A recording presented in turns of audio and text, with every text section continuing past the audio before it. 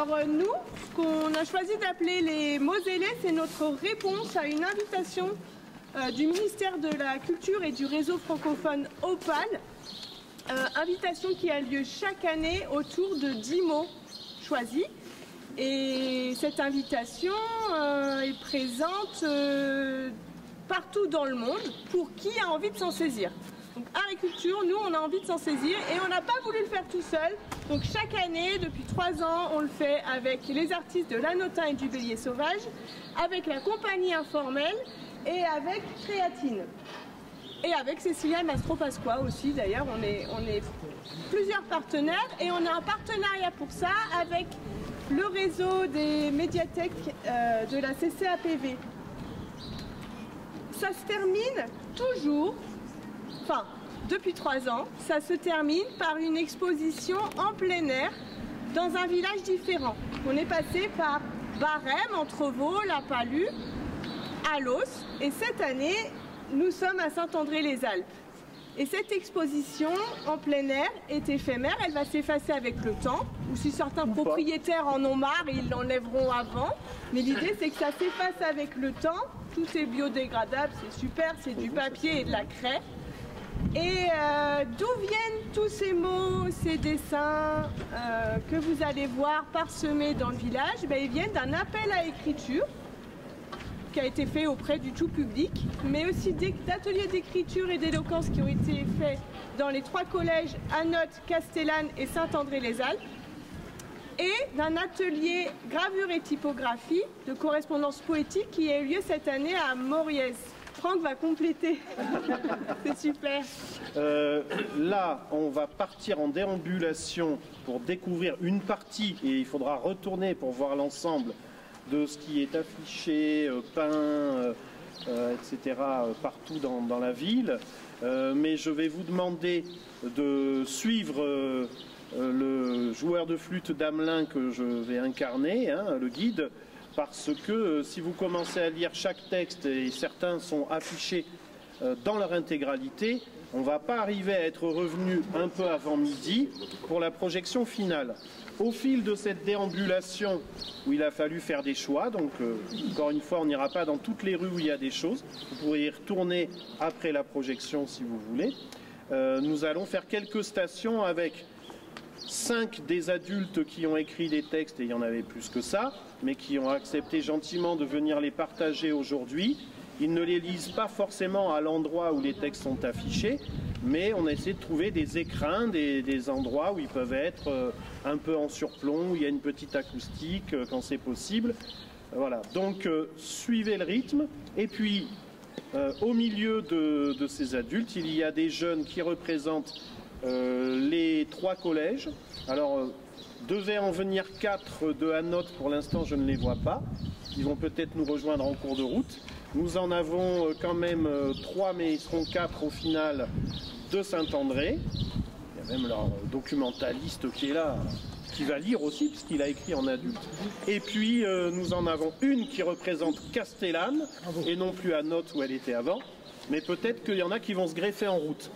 Donc je vais faire un peu le chef d'orchestre, parce que s'il y en a qui se rajoutent, il va falloir que je jongle avec les stations, les gens qui arrivent, les textes, et je désignerai par moment des personnes et l'endroit où ils vont se poser pour nous lire les textes.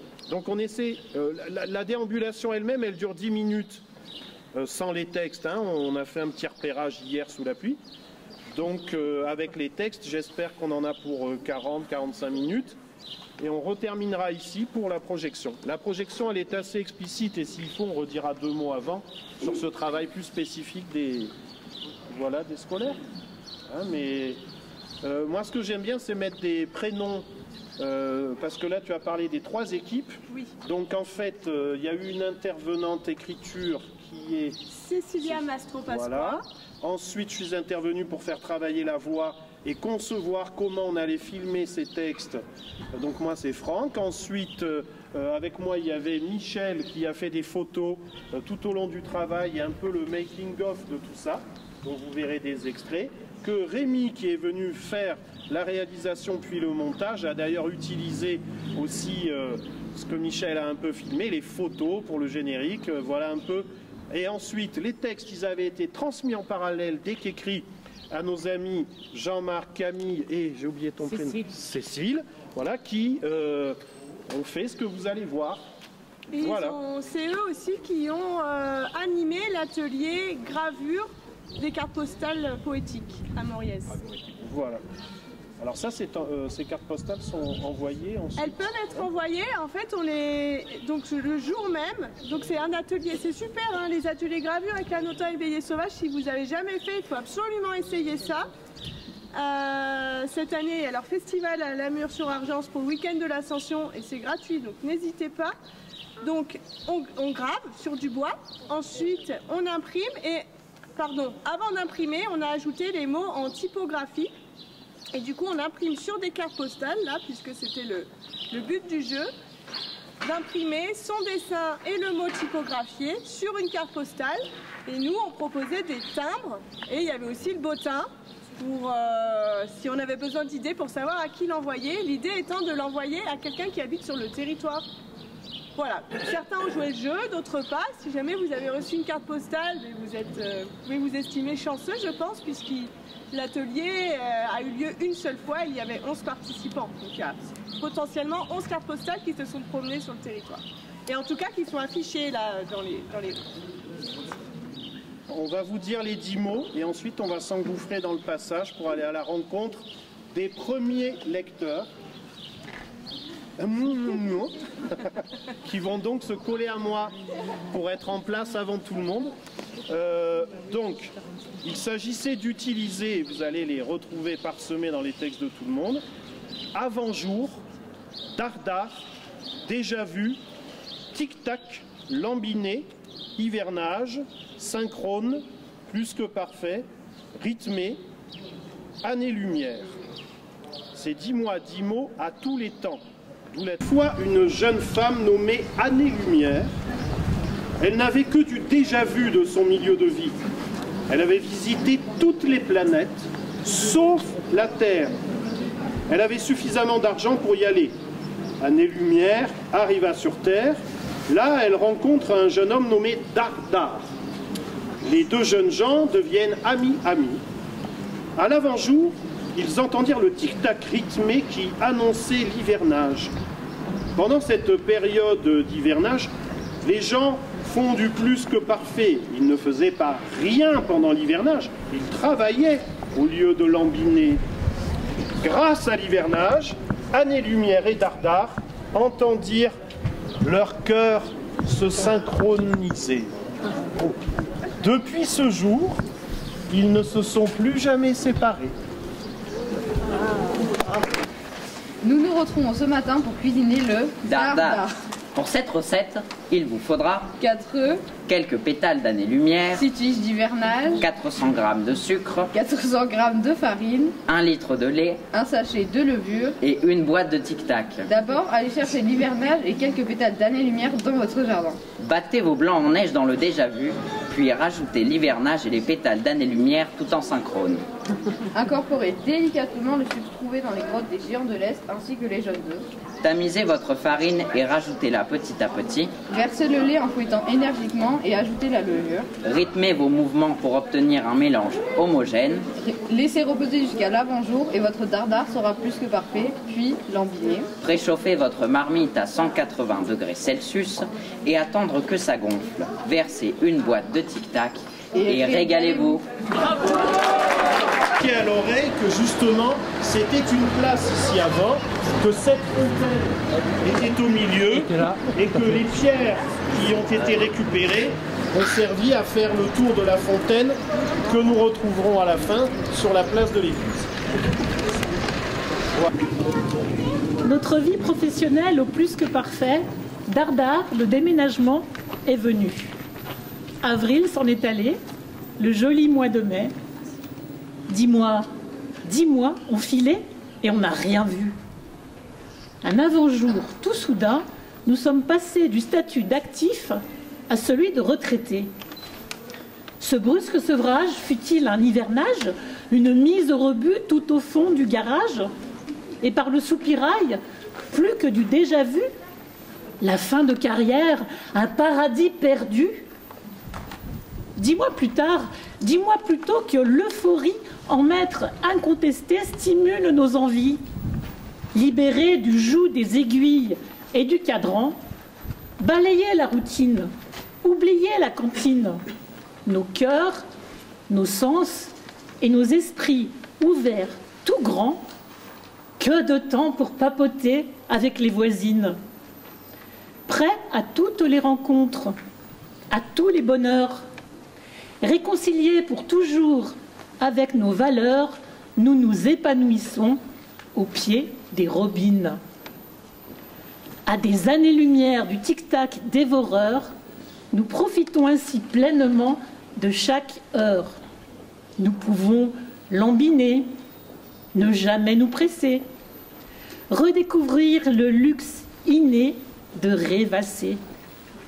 Nos balades avec notre fidèle Floki rythment nos jours et font le lit de belles nuits. Synchrone de la succession des saisons, notre privilège est le temps du Haut-Verdon. Le réveil sonne, la fin d'un repos bien trop court. Chaque jour, tout engourdi, ils se lèvent bouffis et démarrent synchrone leur danse mécanique. Un peu d'eau sur les tempes, cire dans les cheveux, fond de teint, poudre aux yeux. Ils masquent la fatigue qui, chaque jour un peu plus, s'installe sur leur visage. Et c'est à l'avant-jour que, debout au comptoir, ils avalent dardard un café allongé avant de s'engouffrer dans ce tunnel trop sombre, odorant et bruyant. Ils y sont des milliers à se laisser rythmer par le tic-tac nerveux d'une horloge infaillible, écrasante machine à oublier l'instant. Chaque jour ce déjà-vu, routine robotique, infernale cadence, à des années-lumière de leurs dernières vacances. Ils filent réguliers de dimanches épuisés en pause méritée vers l'espoir incertain d'un futur plus tranquille. Et ce n'est qu'à l'approche de leur dernière danse qu'ils pourront se permettre quelques pas de côté. Qu'ils aillent donc au diable, ces vendeurs de cadrans plus que parfaits. N'achetez pas leur montre, contentez-vous du temps, celui irrégulier qui s'étire ou réduit au gré de notre vie, celui qui autorise l'inefficacité, la joie de lambiner, de se laisser aller. Cessez donc de courir vers des buts imposés, mais contemplez plutôt chaque instant du présent, admirant fièrement ce passé composé de défaites peut-être, mais aussi de succès, et laissez le futur s'approcher sereinement. Et vous vivrez ainsi pleinement votre vie, à tous les temps.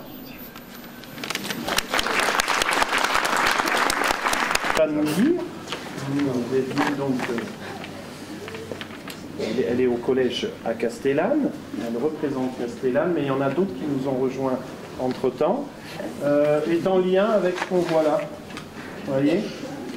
Ennui persistant.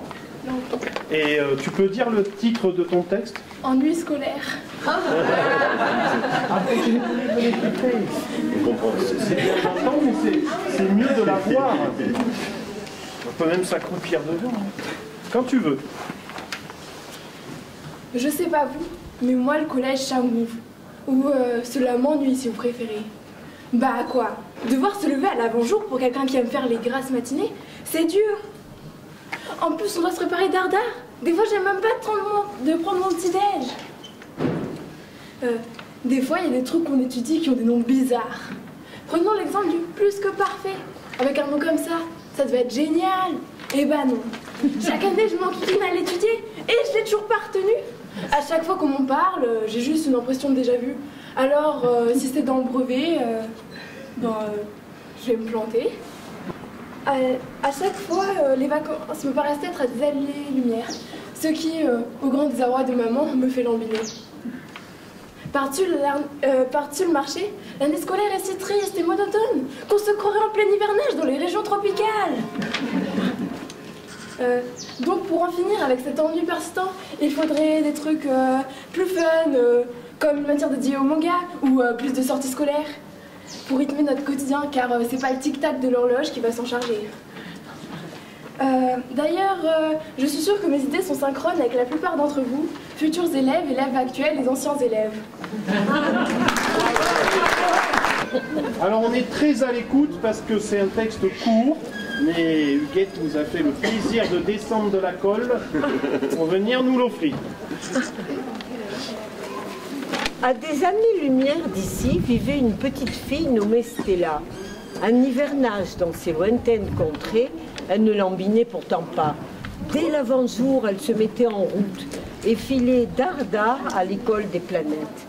Elle y avait appris par cœur tous les temps de conjugaison, même le plus que parfait, et bien d'autres choses. Et ses journées étaient rythmées par le tic-tac de l'horloge universelle, synchrone avec l'alternance des jours et des nuits, comme un air de déjà-vu. Tétralyre. Avez-vous déjà vu un tétralyre, autrement nommé coq des bouleaux ou petit coq des bruyères? De la famille des tétras, on l'affubla d'un joli nom composé pour sa queue en forme de lyre. Mi-oiseau, mi-poule, il est apparu sur Terre il y a une année-lumière. Et il y est resté, adoptant un mode de vie sédentaire. Dans ces temps-là, les saisons étaient bien marquées dans les sous-bois d'Eurasie, où l'espèce pouvait se développer gaiement, sans être dérangée par chasseurs et touristes de tout poil. C'était plus que parfait pour elle. Ces drôles d'oiseaux pouvaient vagabonder d'une forêt à l'autre et se reproduire chaque printemps. Après l'hivernage, tic-tac, fini de lambiner. Il fallait se réveiller pour assurer la survie de l'espèce. Tuwitch, tuwitch. Les coqs retrouvaient la reine et composaient leur plus belle parade d'amour pour séduire les femelles dardards.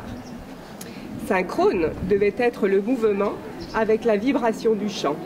Oui, il s'agissait bien de faire entrer en résonance tous les sons de la nature pour rythmer subtilement l'ensemble de la chorégraphie. Du grand art, tuwitch, tuwitch. Parole de Tétra. À l'avant-jour, les jeux devaient être faits, vous l'aurez compris. Il s'agissait de regagner son nid en charmante compagnie. Chanson triste du temps qui passe. Tic-tac, tic-tac, chante l'horloge du salon. Ding dong, lance les clochers du canton. Bon, bon, fait la grosse voix du bourdon. C'est la chanson du temps qui passe. Jamais sa course ne se lasse. Cours, Forest, cours, va dardard. Déjà le soir, il se fait tard. Plus le loisir de lambiner, ni dans les rêves s'abîmer. Chaque minute est éphémère, a comme un goût de déjà-vu. En des fractions d'années-lumière, un bambin né, un humain fut. Le sable file entre les doigts, l'eau vive coule et l'on se noie. Le vent s'enroule et puis s'en va. De l'avant-jour à la nuit noire, la vie s'enfuit sans un espoir. Projetez bien la voix, allons-y. Ramène-toi à Dardar et cesse de lambiner. Cette planète est située à une année-lumière et arrête son hivernage tous les 5 ans. Et en plus, profite. Nous sommes avec le télescope plus que parfait. Il vient de sortir, même si sa production ne fait que lambiner. Oh, arrête, tu vas me taper la moitié de la France sans avoir le choix. J'en ai marre qu'avec toi tout soit rythmé comme le tic-tac d'une horloge. C'est bon, on est deux personnes différentes, on peut pas être synchrone. En plus, j'ai compris que ton télescope était plus que parfait, alors arrête. L'as-tu déjà vu? Oui, 2 fois. Alors arrête de me gaver.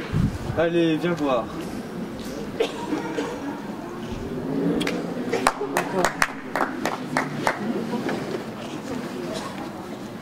Voilà. Vous aurez le télescope dans le film. Là, c'était une application pour voir les planètes. Alors, on a presque fini notre boucle. Texte que j'ai trouvé assez remarquable. Vous le retrouverez dans le film, et les 2 jeunes filles qui l'ont écrit et interprété dans le film ne sont pas là. Et on va terminer avec ça avant d'aller pour la projection à l'intérieur. Ça s'appelle « Sa maison d'enfance ». Émilie m'a longtemps parlé de sa maison d'enfance. Elle y a habité jusqu'à ce qu'elle la prenne le plus que parfait. Cette maison se trouve dans la rue Dardar. J'ai l'impression de l'avoir déjà vue, mais elle se situe à plusieurs années-lumière de chez moi. Je pénètre dans la demeure de mon ami, c'est l'avant-jour qui m'éclaire, et j'entends le bruit rythmé des voitures jusqu'à ce que je ferme la porte. Je m'aventure dans les pièces, le tic-tac des horloges sont en synchrone avec mes pas lambinés. Je me souviens de la vue qu'on avait sur le lac depuis le salon.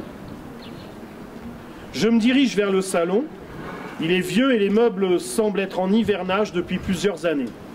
J'ouvre les rideaux en laissant pénétrer la faible lumière et admire la vue qui s'offre à moi. Un lac d'un bleu glacial. Il n'y a pas beaucoup de vent et on peut voir le reflet du ciel à l'intérieur. Je monte les escaliers qui grincent sous mes pas et débouchent dans un mystérieux couloir. Il est presque effrayant. J'ouvre une première porte qui me conduit dans une chambre au papier peint crème. Des petits autocollants sont collés au-dessus de ce qui semble être un lit. Je ne vois qu'une forme recouverte d'un voile d'hivernage que j'entreprends d'enlever. J'avais un lit de princesse et je collais des autocollants autour.